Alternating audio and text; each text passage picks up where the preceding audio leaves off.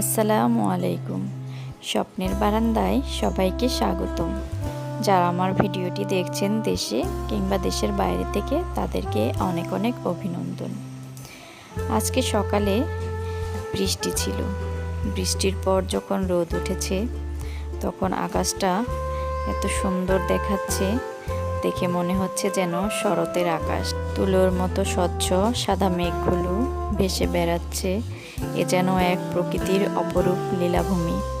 তো যাই হোক, আমার ভিডিওটি যারা দেখছেন প্লিজ আমার চ্যানেলটিকে সাবস্ক্রাইব করবেন এবং পাশে থাকা বেল বাটনে ক্লিক করে অলে ক্লিক করে দেবেন, যাতে করে আমার পরবর্তী ভিডিও সবার আগে পৌঁছে যায় আপনার কাছে। আর অলরেডি এই কাজটি যারা করেছেন তাদেরকে অসংখ্য ধন্যবাদ আমার পাশে থাকার জন্য এবং আমাকে সাপোর্ট করার জন্য। তো আজকে আমি এখানে বেগুনগুলোকে ভেজে নিচ্ছি।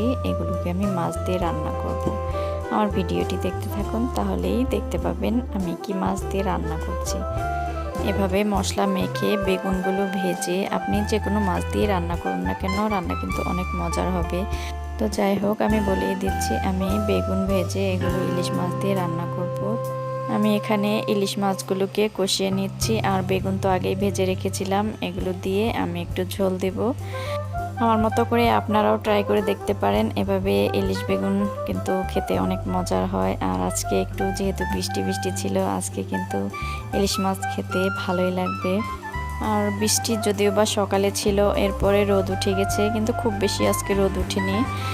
তো আমার রান্নাটি যদি আপনাদের ভালো লাগে কমেন্টে জানাতে পারেন, আর আমার ভিডিওটি বন্ধুদের মাঝে শেয়ার করতে পারেন।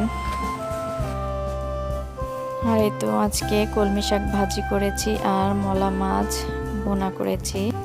এই ছিল আজকে দুপুরের মেনু। তো যাই হোক, আমার ভিডিওটি যারা এতক্ষণ ধৈর্য সহকারে দেখেছেন তাদেরকে অনেক অনেক ধন্যবাদ। সবাই ভালো থাকবেন। আল্লাহ হাফেজ।